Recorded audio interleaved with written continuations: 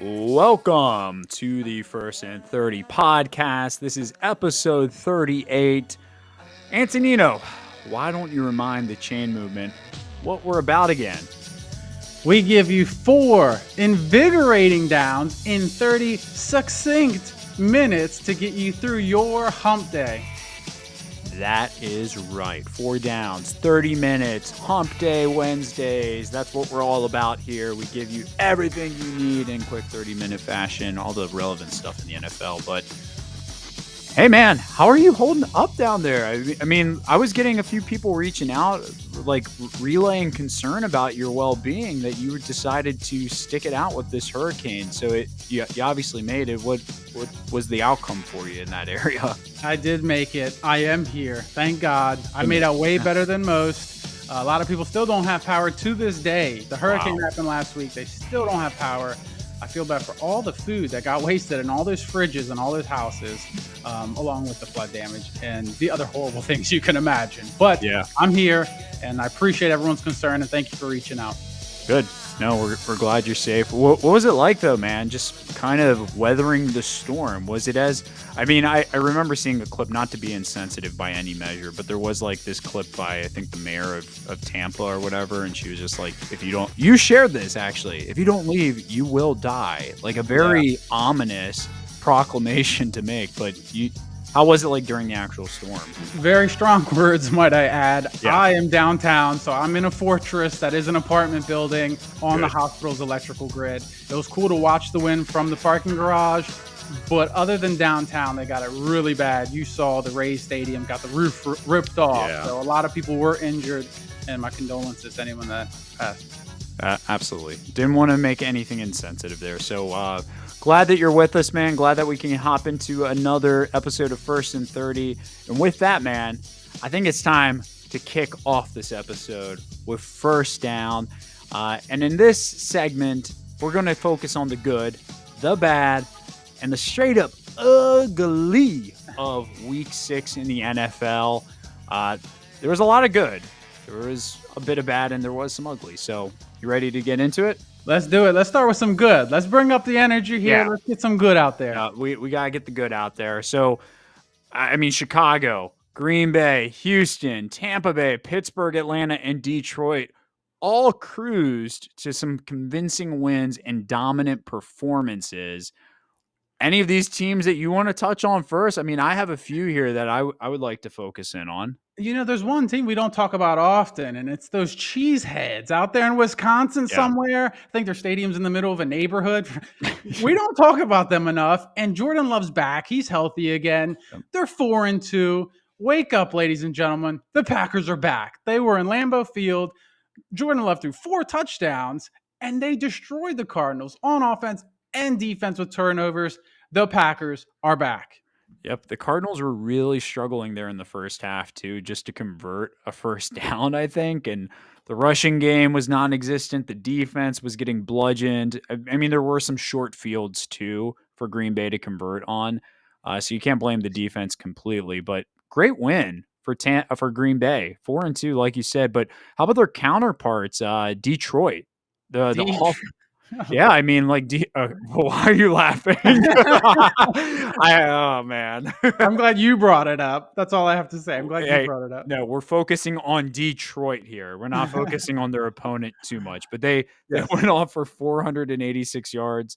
Goff finished with 3 touchdowns. Monty scored twice, I believe, on 80 yards and 12 carries. So combining to, 47 points against a lowly Dallas Cowboys team. Oh, man, yep. So Detroit's, they're on the up and up. Tampa Bay, my hometown Bucks. They set a franchise record with 594 yards. That's a lot of yards. And I think they scored over 50-something points. The Tampa Bay Bucks. Wow. Yeah. In New Orleans at that. On the road. Yeah, I mean, Baker threw 4 touchdowns in this game. I was going to highlight the Bucks as my good, and I was contemplating Baker as being like the good of the week, but he did throw 3 picks in this game.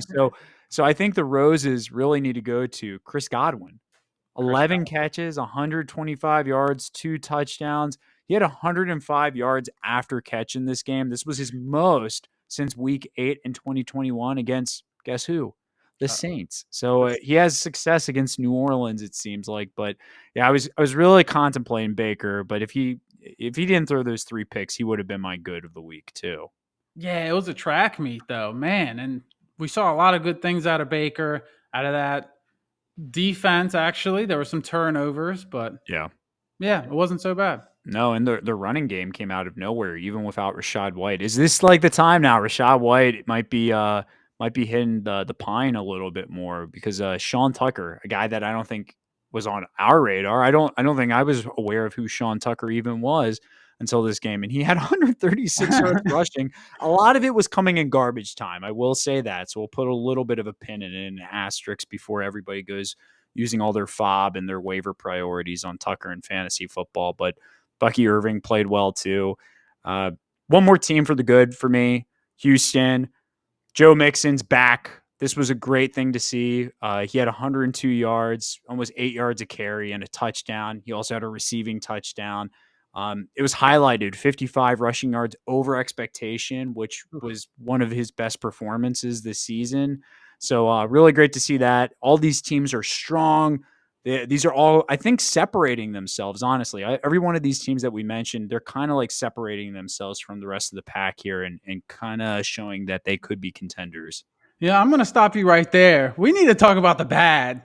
There was one team in particular that was more bad than all the rest of them by a lot. Might you know which team that is by chance? No, I don't. Not at all. Maybe I'm not taking the bait.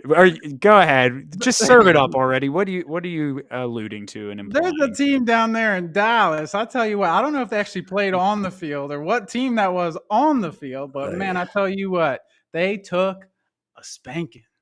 Oh, yeah, they did. What do you want me to say, Antonino?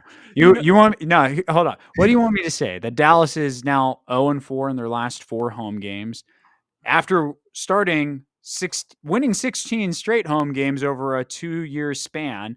They, for some reason, just can't win in front of Jerry Jones in his opulent arena there. What do you want me to say? That they've allowed 119 points in their last 3 home losses this season, which is almost 40 points per game, while they have only scored 53 points in those home games, which is about 17 points per game. Do you know 40 points per game is a lot more than 17 points per game? So is that what you want me to hear? Do you want me to say, Antonino, that on Jerry Jones's 82nd birthday, he received the most deserving birthday gift he could ask for as a manager, a GM for this franchise? Dallas with 5 turnovers. Jerry Jones threatening to fire radio hosts afterward. It's a mess. It's shambles. And I told you last week. You did right here. You don't predicted buy the it. hype. That's right. You did predict this. The Swami last week predicted it that this would happen. I just didn't think it was going to be this bad. And we're playing good, bad, ugly. I honestly was thinking this could be bad and ugly. So ugly, bad, both combined. I was Cowboys. Contemplating putting the ugly, but I went for the literal ugly. So Aiden Hutchinson, no, this was literally ugly. Aiden Hutchinson had a gruesome injury. He broke his left tibia in the 3rd quarter of this game. He going in, he's the sack leader right now in the NFL, 7.5 sacks, carted off the field. He should be done for the season. Detroit's not counting him out yet. He did have surgery, I believe, today or yesterday, but that was just ugly. If you haven't seen the injury, good for you. Save yourself the misery. Don't look it up. It's not a fun one. Yeah, don't look that up. Brutal. That's life altering right there. Like Could straight 2 directions. Yeah, that's like Nick Chubb worthy. Oh man, feel for him. Aiden Hutchinson, the ugly. Yep. Do you have any uglies before we transition out of this down into second? Oh, 2 teams, offense. Browns and Giants. They don't know how to play this thing called offense. No. Deshaun Watson, I saw a stat, 0 for 26 on 3rd down. His last 26 3rd downs, 0 for 26. No. That is insane to me. 0 for 26 on 3rd down. And then the Giants, 7 points in this era of football. Yikes. Those offenses down the drain. Yeah, I mean, Watson right now, he's statistically the worst quarterback in the league by far. Any passer metric you look at, QBR 21, worse than the league, sacked the most out of anyone in the league. It's just, when are they going to we'll get to him actually later. Yeah, right. Deshaun Watson right behind him, Daniel Jones. Like I said, Browns, Giants, Daniel Jones. fun stat about Daniel Jones: 653 days since he's thrown a touchdown in MetLife Stadium. I saw that. That's like 2 years. That's pretty I mean, come on. He was injured a lot of last year too. So I think True. we're getting a little too into the weeds with the stats there. But Yeah. all right, man. That was the good, the bad, and the unfortunately ugly of week 6. But let's hop into second down now and focus in on the state of the quarterback in the NFL. Specifically, how are the rookies playing? Some of the sophomores, the vets. Who's handling the pressure currently in the most important position in the league? Anybody standing out to you after this week? I want to specifically zero in on the young guns, the Okay. quarterbacks making their first debut start. And I'm going to focus on one to start here. Drake May. Drake May comes in, plays his first game with the Patriots, starts the game, and brings hope to that fan base. Yes, they lost. However, he threw 3 touchdown passes, Yeah. which is also more than Brissett through the whole season. He only had 2 touchdown passes the whole season. So he Dang. came in, throws 3 touchdown passes. People were going nuts at the bar as Patriots fans. Even though they were losing, they're excited again. There's Well, hope. it's fun when you have something to look forward to, and it begs the question: should they have started Drake May earlier in the season just to give the fans a little bit more? I mean, no offense to Jacoby Brissett, but this is just how it always plays out for these franchises when they're going through a transition period at that position. It's like nobody wants to watch the transitioning veteran Mhm. quarterback that's only going to be there for the season. They Yep. all want to see the first round pick, the rookie first round pick, and Yep. regardless if he struggles. Yeah, it was either they thought he was going to die behind that offensive line or he didn't know the playbook. That's the only thing I can think of. Yeah. Well, I mean, another rookie though, in my purview, Caleb Williams. I know we've questioned Caleb. his ability a few times this season already, but he had himself a game against Jacksonville, man. Mhm. He threw for 4 touchdowns. He was even getting involved in the running game, 56 yards. He really did show some resiliency too. He bounced back after a really bad pick, led Chicago down an 85-yard drive. But he actually has now tied Jim McMahon as Chicago's rookie quarterback touchdown Oh, passing wow. record with 9 total touchdowns that ties Jim McMahon. So he's probably going to pass McMahon and hold a Chicago Bears rookie record. He's the hope, man. I mean, I know we were saying the expectations were sky high. This was one really good game against a bad team, but he showed us a lot of like those Mahomes-esque flares that we saw from Mahomes in his sophomore season when he was a little bit more involved in the running game too. Yeah, I mean, Jimmy, man, that's pretty good company, but I like to see him do it against stiffer competition. I think each team the Bears have won this year, they all have one win. I think it's like Dolphins, Jacksonville. Yeah. Like they all have They one haven't been win. they haven't been tested Yeah. fully, but you like to see it with their struggling offensive line in a few of those games this year. So Chicago, I mean, they're in the thick of it. 4-2. They could make a run here. I know you did mention Mahomes, and there's a quarterback out there. Goes to my second guy I want to talk about here, rookie. He gets compared to Mahomes. I don't agree with it, but his name is Spencer Radler for the New Orleans He's Saints. getting who's comparing him to Mahomes? I have not heard any of these comparisons. So I was watching the Bucks game. They're playing the Bucks. I Yeah. could hear the broadcast, and the announcers were saying a lot of people compare him to Mahomes. I'm like, wow, not me. Why? But yeah, I don't brutal. see it in his I game. don't. I I'm don't not see seeing it. Mahomes and Spencer Rattler's game. I absolutely do not. He did show flashes, nothing Mahomes like at all, but he hung tight early. He's playing at home. The game was close. No one thought it was going to be a close game at halftime. Rookie quarterback. The Bucks are having a good year, but he hung tight and he threw 40 times. So they have a lot of confidence in this guy. If he's going out there, yeah, they were down, but they were putting up points and he threw 40 times. That's another name to keep an eye on, Spencer Radler. Yeah. Well, real quick too, we see a sophomore slump happening as well. So the rookies, they're starting to flourish. They're showing a few things, but Will Levis, I mean, he struggled yet again. He targeted Calvin Ridley 8 times, Ridley Oof. without a catch. So we have a lot of ups and downs going on with some of these dudes. Vets looking good with Flacco, but hey, state of the quarterback's looking a lot better than where we started, if you recall. Absolutely. And if anyone has free time on their hands, you said Will Levis, look up this guy's memes. Every week of the football season, he does something to end up in a funny position and they take a picture. This week was him doing like Spidey webs after like a touchdown. The most awkward thing I've ever seen. Look up Will Levis meme on Twitter. you'll be entertained. Do it. Look it up. All right, man. Well, that does it for second down. Let's take a quick halftime break, half-minute halftime show. All right. What do we need to listen to? Halftime, you know what that means. Grab your Capri Sun, grab your orange slices, huddle around, and if you're listening to this, be sure to subscribe on Spotify, wherever you're listening. Follow us on Instagram, and I'm going to get back to these snacks. That's cool. Yeah, I mean, if you like what you're hearing, go ahead. Smash that like and subscribe button. Give us a positive review. You know, a Google review. Is that a thing? Yes. No. Not for us. All right. Cool, man. Half-minute halftime show in the books. We're kicking off the second half now, but we're heading into a third and long scenario. And with this, this is my favorite down.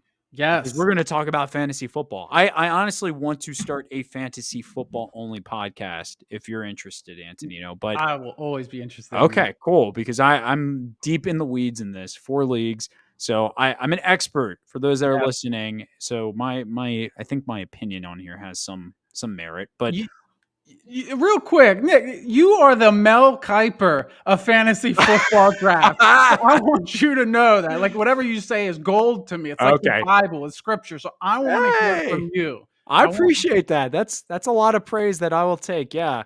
I mean, one of these guys. So real quick, just to tee it off, steals so far this season. So 6 weeks in, we have a pretty good idea of like who the biggest steals are. And on the inverse, the biggest busts to this point as well. So we'll kind of make it positive and negative. One of the big steals in the sleepers that I'm just going to put this out here because I told you about this guy and you took my word and you drafted him, right? Do you know who I'm talking about? I had the inside scoop. I do. Okay. Malik Neighbors. Yes. He was falling around rounds 4 through 5 in drafts. So that's like pick 45, I think was his ADP, average draft position for those are novice in fantasy. And I told Antonino before our draft, hey, this guy is being severely undervalued right now. I know everybody's freaking out because Daniel Jones is incompetent. Daniel Jones, the Giants suck, blah, blah, blah. I was like, I'm telling you, Antonino, that the fix is in. This guy is going to be getting like 12 targets a game. The Giants are going to feed their entire offense through Neighbors. He's going to be a stud in fantasy. And guess what, Antonino? After a rough week 1, he finished wide receiver 3 twice and finished wide receiver 12 before going out with that concussion.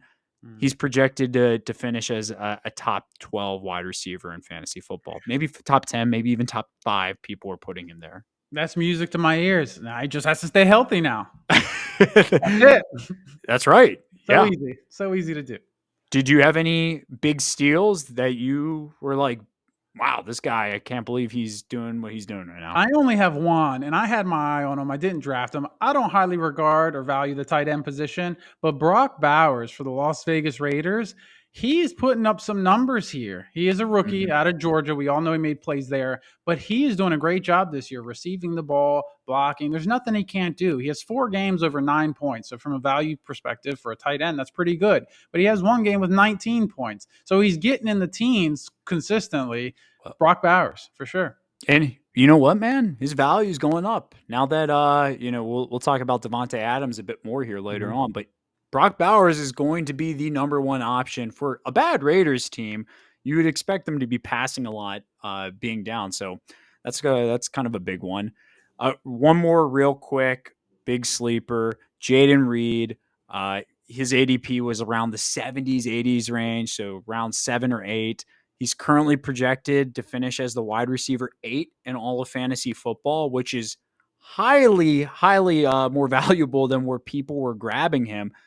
If you were to do like a redraft, he's probably falling in round 2 or 3 based off of where his value stands now. Just to put that in perspective, I think that helps when you put in perspective. Like Neighbors, he'd probably be a first-round pick in most of your drafts. So, all right, what about busts, man?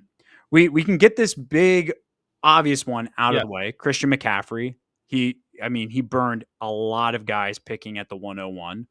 He hasn't played, obviously, so we can't really say he's a bust because it's been injury, but I think that burns a lot of people right now. And let's just keep it moving from there, from 1 to possibly 2 in most drafts. Breece Hall. Like, the production hasn't been there with Breece Hall. Yes, he's a starter. Yes, he gets his carries. Last night hasn't been the same. The other night though, Hall had himself a good game. He was very efficient with his opportunities. I think he had almost like 150 combined yards. So 20 points, fantasy points without a touchdown. I take that. I hate Get, to say he get a might have rushing lost back. a step. I feel like he might have lost a It, step. you Something saw that? seems off. Did you see that breakaway run too? Where Yeah, it just off the seemed like corner. he should have scored on that play. And usually I'm Yeah, not one to like bicker about a 40-yard run, but yeah. he was not touched on the outside, had one man to beat, Mhm. didn't outrun him, didn't put a move on him, It was just got weird. tackled inside the 5. I'm like, "What are you doing? I'm glad you Make a saw move." that. Yeah, I'm so glad you saw that. Yeah. So that was an interesting one. Did you have a bust though outside of I mean, Brandon McCaffrey? Ayuk, I drafted Brandon Ayuk. He got paid. I mean, he's had one good game, but other than that, he has no receiving touchdowns. For a receiver getting paid that much, you should expect Jamar Chase production, Jefferson production, like high paid receiver production. Not there. Look, I'm going to give you some advice and other listeners some advice. When there's a guy, a high profile guy holding out before a season and he misses all of training camp, misses all of preseason, regardless of how great he was the year before, do not buy the hype. Mm-hmm. Ayuk, CD Lamb, these were just a few names this season where they have not lived up to their projection because they held out. They Yeah. missed a lot of the cadence, the rhythm that they need with their quarterback, practice, reps. So just don't do it. Don't unless you want to suffer the first month or two of the season. Yeah, yeah. And while you're at it, I'll throw out a couple more names. These are the only two I have left. There are a couple receivers, Tyreek Hill and Jalen Waddle. Obviously, a result from the quarterback Yeah. position. So just a few receivers that aren't living up to their draft pick. Yep. All right. So I'm going to give you one big bust. I had ETN down here. I had Rashad White. Yep. Those were busts, I think, to this point. Sure. But Absolutely. this one I think will stir the pot. Patrick Mahomes. Yes, I like this one. Thank you. Yes. Yes. Mr. Mediocrity. Let's go. Yes. Every year people draft Patrick Mahomes Mhm. simply because his name Yep. brings value. That is it. When you look at the numbers, especially over the past few seasons since he hasn't had Tyreek Hill, he's mediocre in fantasy football. He is not a good fantasy football player. And in our league, the auto drafters went ahead and took this guy in the second Fourth, round. second round. Yeah. That So sounds even worse so now. this is what his second round investment has gotten him so far on weekly finishes. QB 14 twice the first 2 weeks, QB 15, QB 17, and the most recent game, QB 20. For a second to third round pick in fantasy football, mind blown. That's So bad. awful. Awful, awful. He should honestly be in the back end of drafts based off of how he's playing in fantasy football. Like, I wouldn't even draft him. Yeah. Yeah, Like, you could have easily picked up a free agent after the draft and got similar production in a lot of yes. cases. I Yep. mean, Antonino, look, I have Lamar Jackson on my team. He's QB1 right now. I took him in the 5th round. Yep. Mahomes is projected to be QB 13 by end of season. So, bust Mahomes. Don't do it. Don't fall into the hype about grabbing guys based off of the name. It's just not worth it. Yep. Hopes and dreams crushed in fantasy, but we still got a long way to go. That's true. All right, man. Let's wrap up third down. It's 4th and forever. What should we do? You know the drill. Let's go for it. Let's go for it.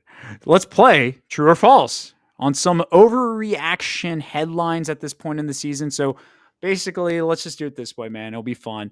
I'll rattle off a few headlines that we've grabbed from sports pundits, the media alike, and we'll simply say true or false to these statements or questions, and then maybe provide a little context to why. All right. I like these games we play on fourth down. Let's hit it. I do too. Ends it on a high note. All right, so let's go for it. True or false? All 4 NFC North teams. So if you're not familiar with divisions, NFC North is Chicago, Green Bay, Minnesota, and Detroit. All 4 of these teams will reach the playoff this season. And Ooh, their current standings, just so you know, Chicago and Green Bay are 4-2, Detroit 4-1, Minnesota 5-0. absolutely not. First of all, Chicago, if you look at the end of their schedule, they're going to fall off the face of the map. They got a hard schedule to end the year. Absolutely not. The other 3, very possible just because of Minnesota's fast start. So false.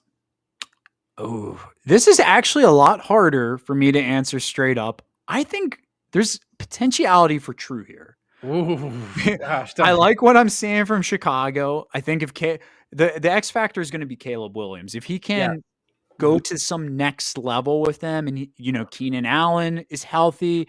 He's hitting all of his weapons. The offense is clicking. The defense is already looking really good in Chicago. The only team I think could start to fall off is Minnesota. Even though they're Ooh. leading the division, they've done this to us before, man. They've started off hot in the past and fell off and tailspun. So I think they could be the team that leaves us in the false category. But right now, true. I think they could. All They could right. well do it. Okay, true or false? Jacksonville, who's now 1-5, has this Week 7 game in London. It is a must-win for Doug Peterson in order for him to keep his job. This was true 2 weeks ago. It was true last week. It's true this week. What are they doing over there? This guy, get him out of town. Well, they're in London, so he is out of town. But you get it. True. I say true too. I threw out the stat last week that now 3 coaches have been fired after London games. This could be the 4th. Yeah, I really thought the owner probably would have fired him after last week's game, but he's in London. He has to wait for him to come back to his office. Shai Khan has to tell Doug Peterson in person. He wouldn't do it over text. Okay. True or false? Cleveland will bench Deshaun Watson in favor for Jameis Winston before the end of the season. And then a quick little bonus here too. Will Levis also will get benched in favor for Mason Rudolph. So true or false? These guys are going to get benched. Both teams have their hands cuffed in the worst way. Deshaun Watson getting $45 million a year, no matter what, for the next couple seasons. The rumor is in Cleveland, they're leaving him in there. They said he gives them the best chance to win. So I'm going to say false for both of these. Will Levis, there's too much invested. I'm going to say false, but I want to say true for both because that will give them the best chance to win. But false for this game.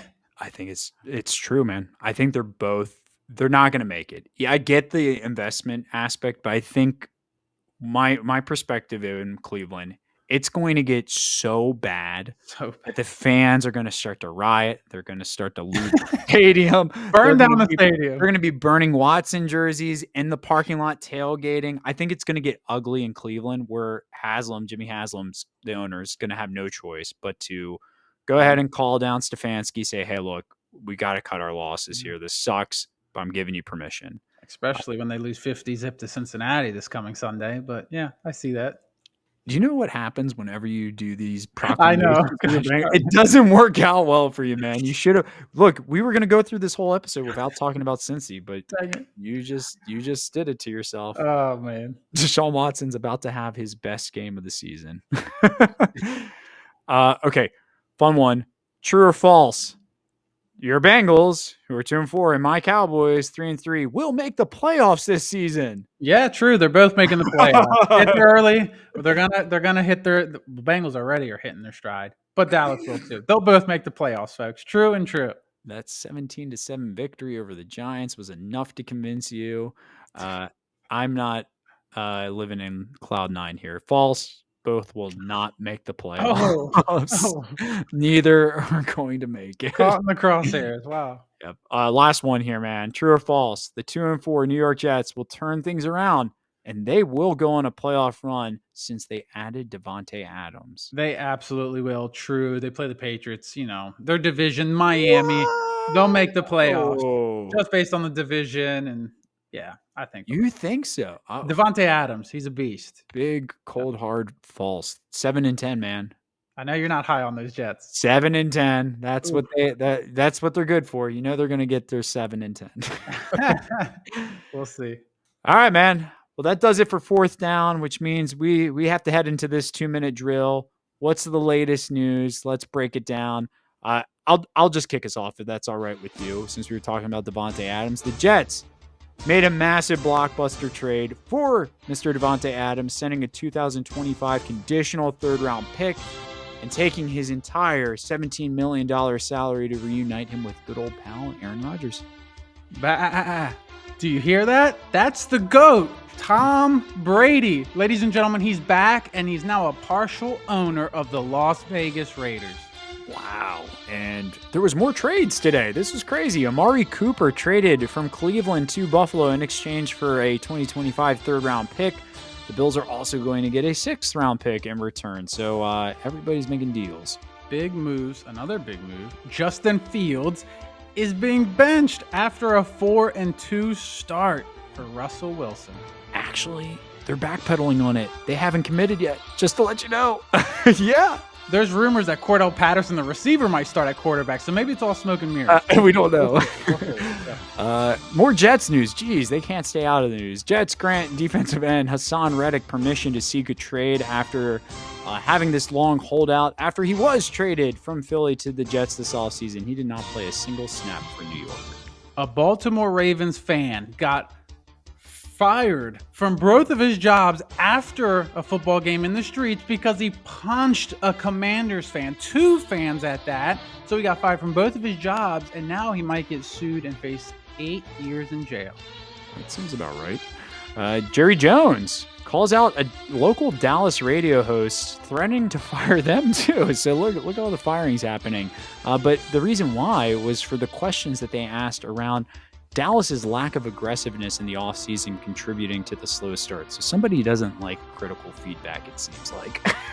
Jeez. I have some minor trade news that probably no one but Jags fans or Seahawks fans heard about. The Jags traded a standout D tackle, Rory Robertson Harris, to the Seahawks for a 6th-round pick in 2026. All just dropped. Unreal. The Vikings are trading for Houston's running back, Cam Akers, in exchange for a 2026 conditional 6th and 7th round pick. Cam Akers was a Viking last season, so might be in response to the Aaron Jones injury. And everyone, I'm saving the best for last. Joe Burrow had a 47-yard touchdown run, breaking a franchise record in which he reached a top speed of 19.86 miles per hour. The boy has wheels. Wow. That's impressive. Very much so, yes. All right, man. That's the news. That's the show. So until next Wednesday, any parting words? Man, I hope this helped you get through the hump day because it helped me get through the hump day. And until the next one, we'll see you on the next one. The next one is the best one. That's right. So thank you for joining us for another episode of First and 30. Until next Wednesday, remember, when your number's called, no matter the odds, let's go for it.